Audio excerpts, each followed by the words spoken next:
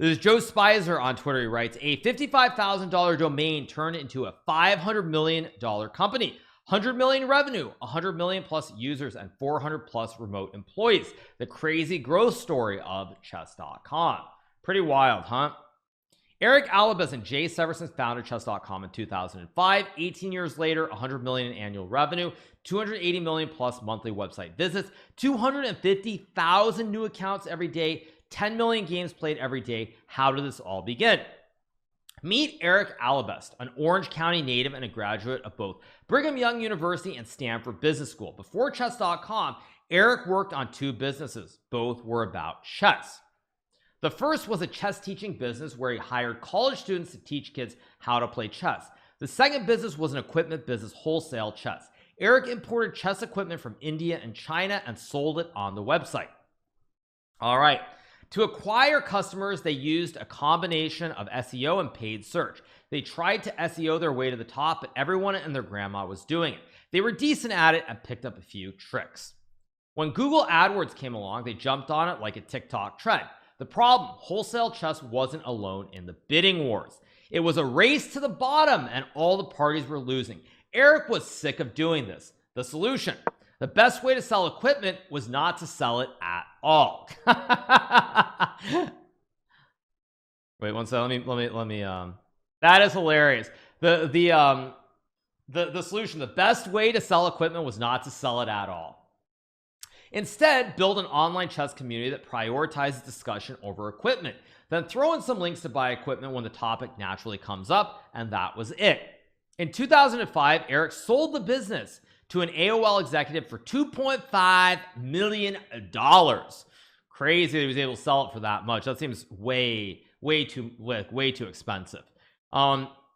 Ripe with cash from the sale, Eric bought chess.com out of bankruptcy for $55,000. Now that also sounds insane. $55,000 for a domain in 2005? That's crazy. But still, obviously it was a steal, but nonetheless, that sounds really expensive. He reached out to Jay Severson, his college buddy and chess club chief, with the idea to build chess.com into the world's best online chess community. The company initially started just as a community, a place where chess fans could communicate with each other through social profiles. They basically built MySpace for chess. Users demanded the ability to play online chess, but existing companies refused to partner up. By the way, you guys, you got to buy domain names because that's how you get rich, apparently. So Eric and Jay decided to build the technology themselves. Eric was in charge of the front end and Jay built the back end of the website. They launched a subscription product that taught people how to play chess online. The business immediately became profitable. Wow. What was chess.com's secret? An unfair advantage in owning chess.com domain name? This SEO advantage helped it grow significantly. By 2010, they had 1 million members. By 2017, they crossed 20 million members. By 2022, they crossed 100 million members. All right. Their app reached number 2 in the top games section of the iOS App Store in the United States of America. Again, number 1, Gardenscapes, number 2, chess.com. How does it make money? Chess.com operates on a freemium model.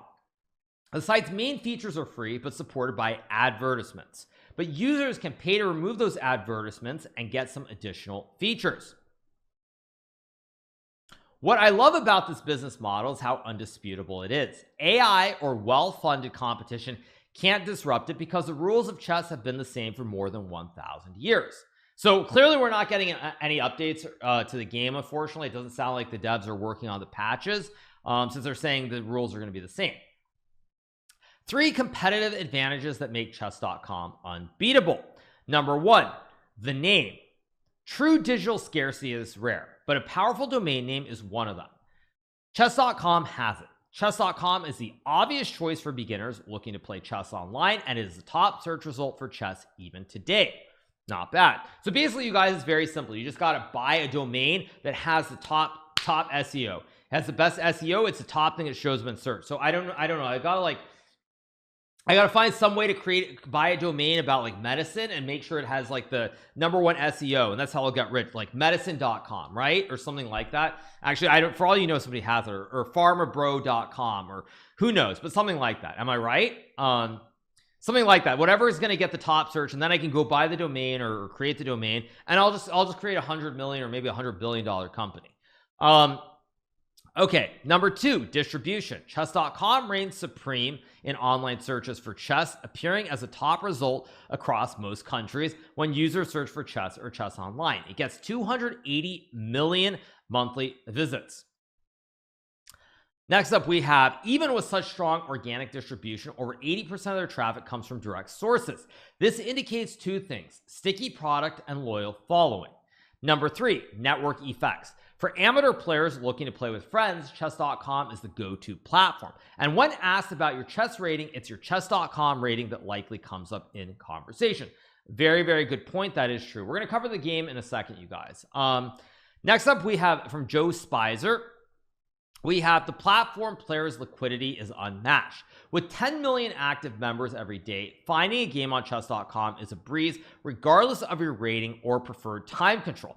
Very good point here, actually, which is that, yes, I mean, if you're at the very top like I am, getting a game can be very difficult, but if you're not at the very top of the rating list, you can generally find a game very easily. I would say even up to probably like I am level, it's going to be very easy, where you can just hit that start button for a 3-minute or 5-minute game. You get a game very easily. Next up, we have, and it doesn't hurt to have the biggest streaming platform in the world make a series about chess. In 2020, Netflix released The Queen's Gambit, a show that follows an orphan chess prodigy during the Cold War while she attempts to become the world's greatest chess player.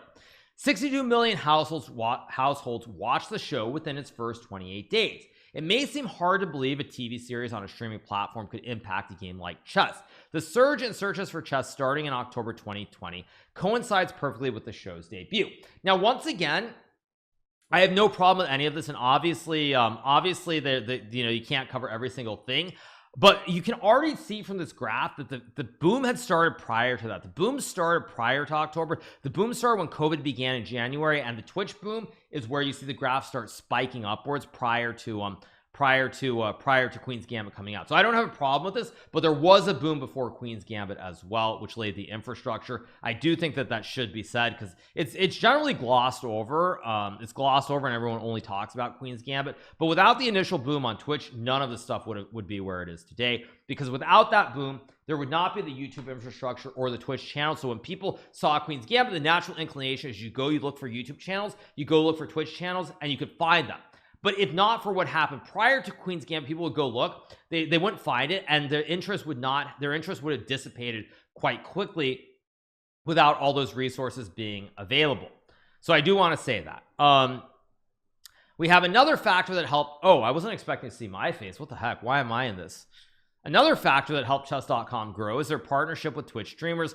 Look at Hikaru Nakamura, Chess World #5, and the biggest chess streamer in the world.